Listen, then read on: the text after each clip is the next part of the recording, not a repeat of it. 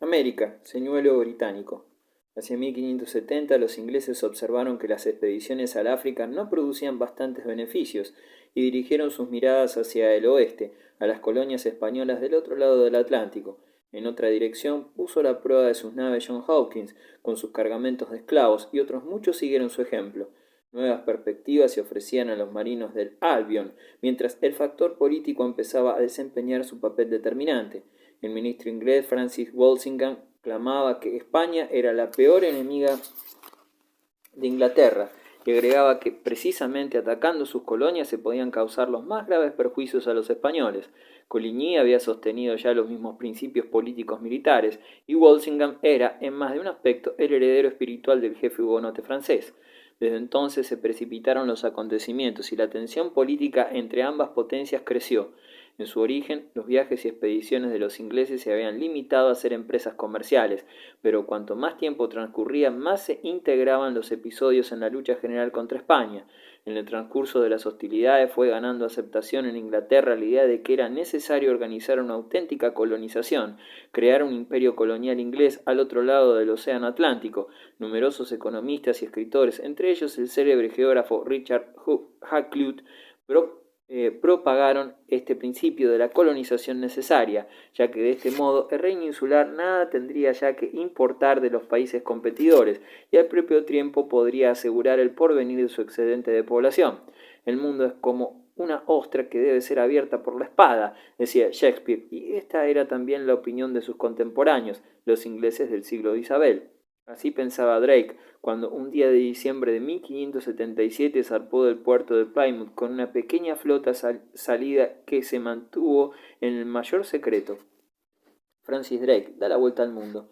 Drake sabía que el mundo no permanecía abierto ante él en ofrenda propicia y que no le sería fácil conquistarlo, pero estaba dispuesto a vencer todos los obstáculos a la fuerza y espada en mano. Su misión era atravesar el estrecho de Magallanes y luego explorar la costa occidental americana hasta los 30 grados de latitud sur, en otros términos, el litoral del actual Chile, que los ingleses suponían que todavía no se hallaba en poder de europeos. Por otra parte, Drake había recibido la orden secreta de prolongar su viaje hacia el norte hasta llegar al Perú, el famoso El Dorado de los españoles, y de saquear y devastar el país a guisa de represalias por el duro trato infligido por los españoles a los marinos ingleses en el transcurso de los últimos años. Desde el célebre viaje que Magallanes emprendiera alrededor del mundo, los navegantes evitaban en general cruzar el estrecho que lleva su nombre, considerado demasiado peligroso debido a las muchas tempestades que asolaban aquellas regiones. Drake no ignoraba el riesgo que corría y por ello, al aproximarse al temible estrecho, apeló al valor de sus hombres en una arenga que se hizo célebre. Es necesario que los oficiales ayuden a la tripulación, pero también es necesario que los marineros sostengan a sus oficiales. Demostremos que estamos perfectamente unidos y no le proporcionemos al enemigo el placer de mofarse de nosotros, de nuestras debilidades y de nuestras disensiones. Me gustaría conocer al hombre que se considera demasiado superior y que desdeña tirar de un cabo cuando es preciso. Estoy convencido de que no hay gente de esta especie a bordo de mi buque. Drake se dedicó al más descarado pillaje a todo lo largo de la costa chilena y las poblaciones que no estaban preparadas para un ataque por mar no pudieron hacer otra cosa que entregarle todo el oro y la plata que tenían. Desde Chile, Drake siguió rumbo a Perú y luego continuó aún más al norte. Se ha supuesto que buscaba un paso entre América del Norte y Asia y no se sabe exactamente hasta qué punto de extrema latitud llegó hacia el norte. Lo cierto es que Drake asoló California y se anexionó aquel país en nombre de la reina de Inglaterra, prescindiendo de que pertenecía a la corona española. En junio de 1579, Drake se hizo de nuevo a la vela y se internó por el Océano Pacífico, llegando a las Molucas. Concertó inmediatamente con uno de los reyes indígenas un acuerdo que otorgaba a los ingleses el monopolio del comercio con sus islas, y después de este éxito sustancial prosiguió su ruta a través del Océano Índico. Las hazañas de Drake afirmaron considerablemente la confianza en sí mismo por parte de los ingleses y por consiguiente la posición de los ministros Walsingham y Leicester en el Consejo del Reino. Los partidarios de una ruptura declarada con España tuvieron ocasión de llevar a efecto su programa, que fue la primera piedra de un gran monumento colonial, el futuro Imperio Británico. Walter Raleigh y sus fundaciones americanas.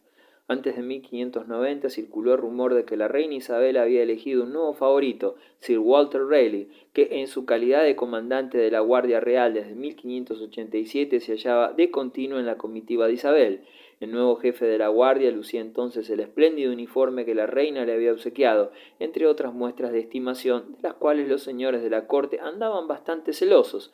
Sir Walter se convirtió en el hombre quizás más odiado de Inglaterra, impopularidad atribuible no solamente a los celos, sino al insensato orgullo de Raleigh, a su carácter provocador y a la brutalidad que manifestaba en sus actitudes. Con todo, Sir Walter no era un soldado como los demás. Su agitada vida revela que también era uno de los más logrados talentos y una de las personalidades más polifacéticas de su época. Raleigh era político, historiador y poeta, aunque conquistara su mayor gloria por su obra colonizadora. En 1582 equipó una expedición con el propósito de fundar una colonia inglesa en América del Norte, prescindiendo de las vueltas por Europa, África o América del Sur. Su hermano, el excelente marino Humphrey Gilbert, tomó el mando de la pequeña flota que zarpó de Inglaterra en 1583 y llegó aquel mismo año a Terranova, de la que tomó posesión en nombre de la reina. Sir Humphrey no recogió los frutos de aquel éxito, ya que durante el viaje de regreso lo sorprendió una violenta tempestad frente a las Azores. Se negó a abandonar el navío almirante, la fragata El Unicornio, para pasar a bordo de otro buque de mayor tonelaje que también formaba parte de la expedición. No quiero abandonar a mis amigos, hemos desafiado juntos tantas tempestades, y Sir Humphrey se sumergió en las olas con sus marinos. Para Raleigh, la muerte de su hermano fue un golpe muy rudo, sin embargo no abandonó su proyecto. En 1584 enviaba una nueva expedición, y esta vez quiso participar en persona, aunque la reina le negara su autorización. La expedición llegó a las costas orientales de América del Norte y tomó posesión de un territorio que llamó Virginia, en honor de la reina virgen, por Isabel, por supuesto. Los colonos enviados por Raleigh no permanecieron mucho tiempo en América, ya que graves dificultades con los indios les obligaron a abandonar el país en 1586. Sin embargo, con ello se había dado el primer paso para la fundación de una colonia, y pronto nuevos emigrantes emprendieron la ruta a Virginia. Esta expedición tuvo como consecuencia secundaria la aparición del uso del tabaco en Europa. Cuando los europeos descubrieron América, los indígenas ya hacían uso del tabaco desde tiempo inmemorial. Sus adivinos y sacerdotes aspiraban el humo por la boca con el auxilio del largo tubo cuando querían pronosticar los resultados de alguna empresa. Durante algún tiempo se le designó con el nombre de Petún, que le daban los indígenas de Brasil y de la Florida. Juan Ponce de León, compañero de Colón en su segundo viaje a América, 1493-1496, debió llevar las semillas de esta planta a su regreso. Se dice que Hernán Cortés envió semillas a Carlos V y el español Hernández de Oviedo y Valdés hizo la primera descripción de la planta del tabaco en su Historia Natural de las Indias, 1535. Con posterioridad, gran número de viajeros españoles, portugueses, franceses, ingleses, holandeses y otros dan noticias sobre la planta del tabaco y la costumbre de fumarlo en las Antillas, México, Brasil, la Florida y Virginia, mediante determinados artilugios en forma de rollo o de hojas o con unos tubos a manera de pipa. Bartolomé de las Casas dio a conocer por primera vez en 1502 con el nombre de tobaco, de donde parece derivar el actual nombre vulgar de planta tipo. Habiendo observado los colonos que los indios empleaban las hojas de tabaco para fumarlas a guisa de estimulante, introdujeron esta costumbre en Inglaterra, donde pronto tuvo imitadores. Las empresas de Raleigh resultaban en general coronadas por el éxito. Sin embargo, en 1592 cayó de repente en desgracia. En realidad, la causa de ello fueron sus relaciones con una dama de honor de la reina. Raleigh pudo, no obstante, proseguir sus proyectos de colonización. Dirigió en particular una expedición a la Guayana, donde creía hallar el país de oro, el legendario El Dorado. Durante el reinado de Jacobo I, el audaz aventurero se hizo sospechoso de conjura y alta traición y fue encerrado en la torre durante 13 años hasta que acabó en el patíbulo en 1618. El espíritu de Raleigh sobrevivió a su muerte e inspiró a las generaciones posteriores. Los ingleses habían comprendido al fin que su futuro estaba en el mar. La Reforma Católica, nueva disciplina, el oratorio del amor divino. Desde las primeras manifestaciones del protestantismo, algunas personalidades clarividentes habían pedido a la jerarquía eclesiástica que por sí misma tomara la iniciativa de una reforma interna.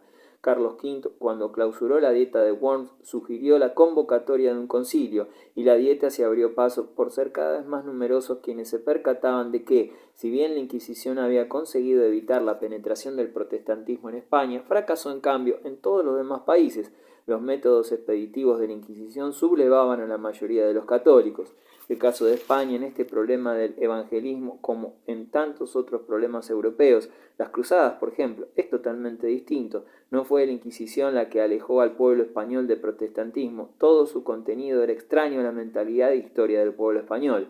Inglaterra tampoco pudo asimilarlo, como hemos visto. La intelectualidad española toda era erasmista, muy ilustres religiosos activos fueron reformadores, Santa Teresa, San Juan de la Cruz, pero los supuestos políticos y teológicos de Lutero eran aquí incomprensibles. La Inquisición española, como otros organismos análogos en Inglaterra, Ginebra, etc., quizá frenaran de momento la expansión de una ideología, pero fracasaron siempre a la larga.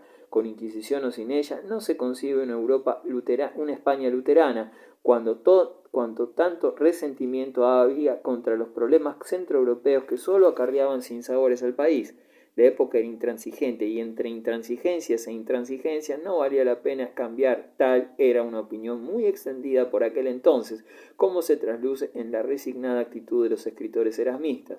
Durante el pontificado de León X, en la iglesia de un suburbio transtiberino de Roma, no lejos de donde, según la tradición, el apóstol Pedro había presidido las reuniones de los primeros cristianos, un grupo de hombres deseosos de perfección moral solía reunirse para orar y discutir cuestiones de fe que en aquella época preocupaban a la mayoría. Este grupo, denominado Oratorio del Amor Divino, congregaba a otros miembros, algunos de los cuales desempeñarían más tarde papel importante en la política vaticana, como el diplomático y consejero veneciano Contarini y el napolitano Pedro Carafa. El oratorio veía con inquietud los éxitos de la reforma luterana y sus miembros estaban de acuerdo en proclamar que el clero en masa debía retornar a su pureza y dignidad primitivas. La decadencia a que han llegado sacerdotes y frailes, decía Carafa, impulsa al pueblo a tener aversión al ejercicio del culto y a considerar la autoridad de la Iglesia con desconfianza. Esta preocupación de los católicos piadosos hizo surgir el ideal que determinaría la vida espiritual y política del siglo, y que un gran predicador expresaba en estos términos: es la religión la que debe cambiar a los hombres y no los hombres a la religión. Formulaba así el principio esencial del notable movimiento religioso que los historiadores protestantes han designado con el nombre de Contrarreforma, nombre ilegítimo pues supone que el protestantismo fue una reforma de la Iglesia Católica, cuando en realidad transformó radicalmente la tradición dogmática, canónica y litúrgica de esta, transformación que operó fuera del seno del catolicismo y cuyos principios y organización no afectó. En Alemania, el protestantismo había logrado hasta la Dieta de Worms triunfos decisivos. También se dejaba sentir en regiones de Polonia e Italia, y luego lograría implantarse en Suiza, en Escandinavia, en los Países Bajos. La política pontificia había perdido el dominio de la situación. En Inglaterra conseguía eludir su dominio espiritual, y Clemente VII se perdía entre el dédalo de aquella política expansionista. Desde luego, se hallaba mal informado de la situación en Alemania. Los papas reformistas. Clemente VII murió en 1534. En los años siguientes un nuevo espíritu reanimó la política de la Santa Sede. La situación cambió con el nombramiento de Giovanni Morone para el cargo de nuncio en Alemania.